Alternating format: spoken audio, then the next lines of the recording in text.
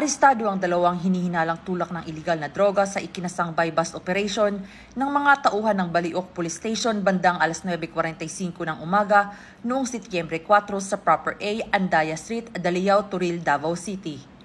Kinilala ang mga sospek sa alias Nakusa, 40 anyos, residente ng masabing lugar, at alias Marian, 47 anyos at residente ng Kalipaan, Daliao, Turil, Davao City.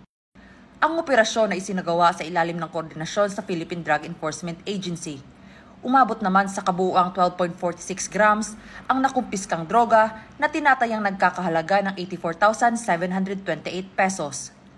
Ang mga sospek ay nahaharap ngayon sa kasong paglabag sa Republic Act No. 9165 o ang Comprehensive Dangerous Drugs Act of 2002.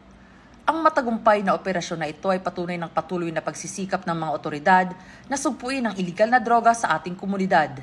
Naway magsilbing babala ito sa iba pang sangkot sa ganitong uri ng krimen na hindi mapapalampas ang batas at ang hustisya ay laging nakabantay.